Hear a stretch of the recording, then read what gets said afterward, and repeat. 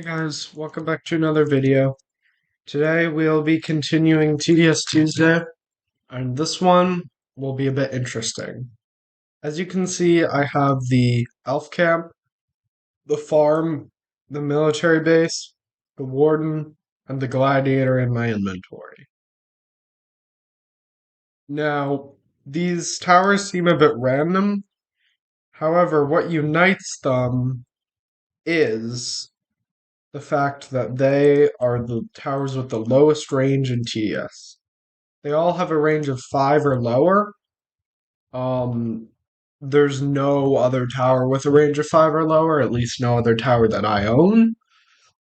Um, so these towers, it will be interesting to play as them. Some of them are debatable. For example, the military base and elf camp, they both have a range of 0, technically speaking. But then again, I mean, in the case of the shooter Humvee, um, or some of the elves, like the snowball elf, that's not necessarily the case. But of course, because the range here is not shown, it is assumed to be 0. We will be playing on Fallen mode just to make things interesting. Now, of course, there's also the farm. That one is also debatable. Um, because you could make the argument that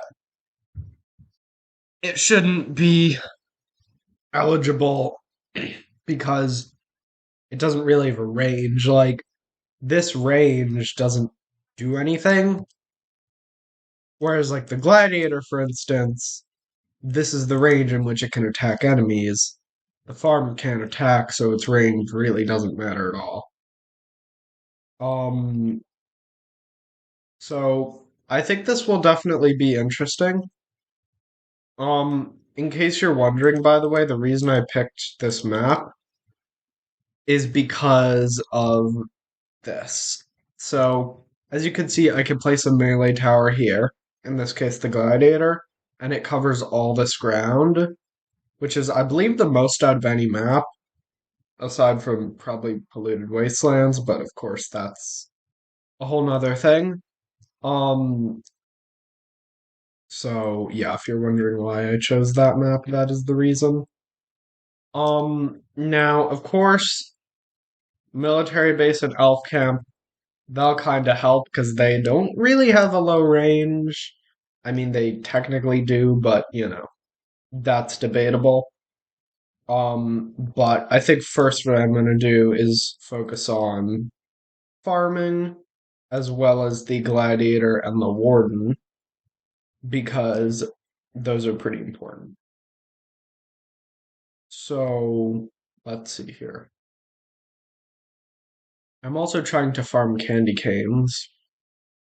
I don't actually have the engineer, which is the only skin I haven't unlocked.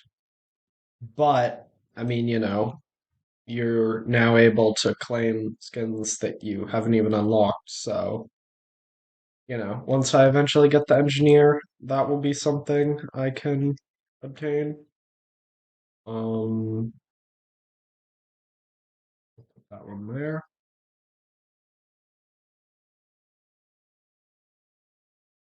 So, yeah, as you can see, this is some pretty solid range for the gladiator. Um, so yeah. Also, this video is, by the way, this is, I guess, a bit off topic, you could say, but this video will probably release at the normal time on Tuesday, unless you live in like some really obscure time zone. Um, However, it is possible that's not the case because I'm currently filming this on Monday. Um, which, I do pretty often. It leaves me time. But the problem is the last Bee Swarm video I filmed was very much a pain to make. I was able to film it fine, but I'm using new recording software and it was just so annoying. So I hope that doesn't happen again. Hopefully I'm able to navigate the system better, but I guess we'll see. Um, but yeah, so if this video does not release at the normal time, remember that's why.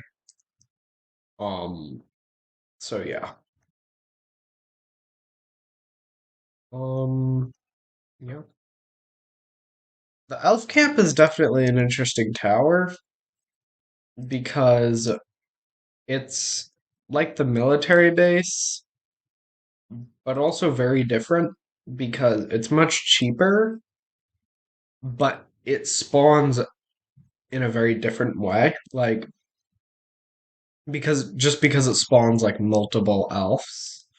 Like the military base, sure it spawns different units, but it only spawns one at a time. And what I mean by that is if you look at this little thing here, on the military base, there's always going to be one of them. And on the elf camp right now, there's one of them, but if I upgrade it, now there's more. So I find that to be pretty interesting. Um, but yeah, we're at wave 11 here. I'll just place a warden and a gladiator just to do a little bit of damage. Um, I think these two should probably be leveled up just because they're in such a good spot. Also, by the way, this is base.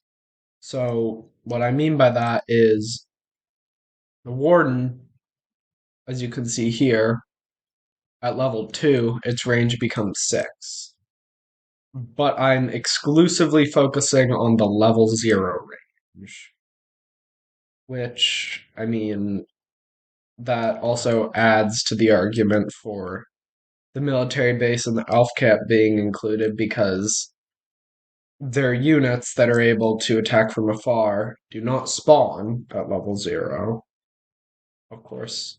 Now the reason I picked Fallen honestly was just because I kind of wanted a quick video. My last video about the Robo Bear challenge was very long, much longer than I wanted it to be. Um, and I hope that does not happen again this time because I think a lot of the reason why that one was kind of a pain to make was because of the length. Because again, it wasn't that annoying to record, but just like editing it and putting it together was very annoying and took much longer than I wanted it to. So that was not good. Um, but yeah, so hopefully this video is pretty quick. Also, I know that long videos might not seem appealing. Like that video was like 30 minutes or something, and it was a fine video, but like a lot of people probably see the 30 minutes and they're like, this is just 30 minutes of him ranting. Why would I want to click on this? And I mean, admittedly, that is to some extent what it is, but it is also good content, so do keep that in mind.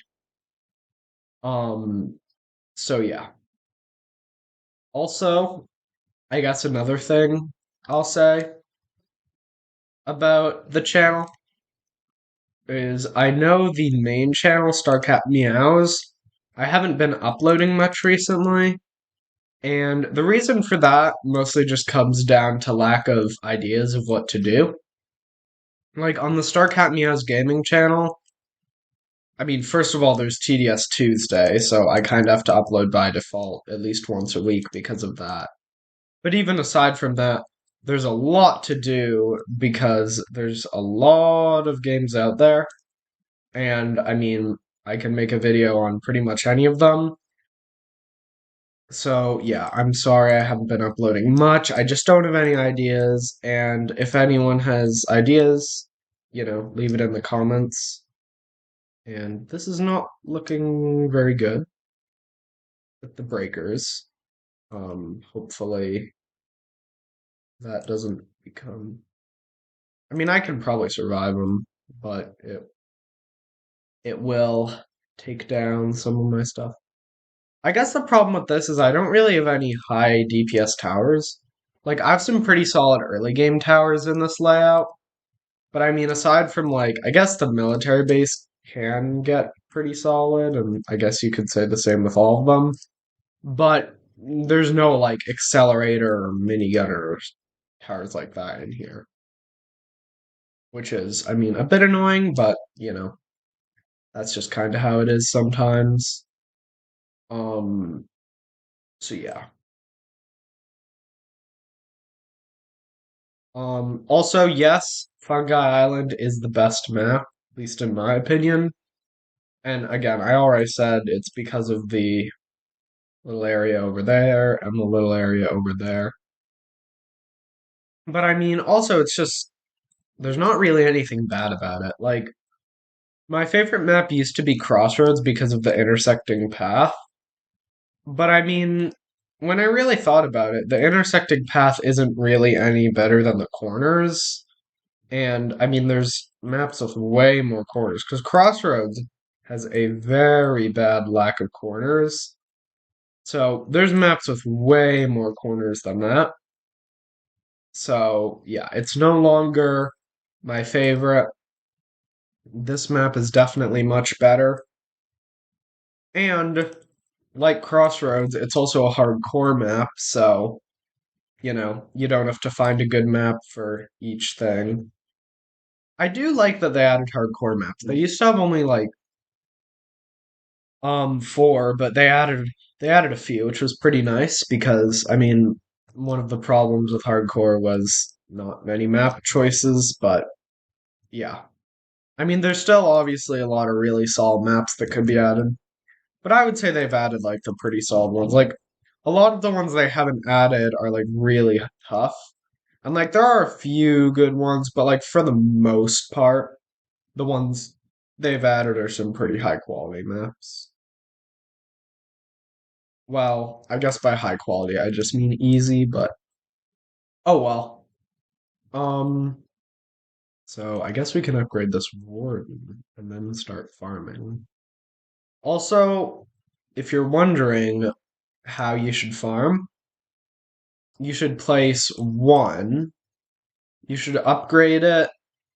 I mean, technically it depends. Like, I'm just saying if you theoretically have unlimited money, because of course it depends, like, what can you afford by the end of the wave. But, like, if you theoretically had unlimited money, the best way to farm would be to buy one, go to level 3, buy another, go to level 3, until you've 8 at level 3.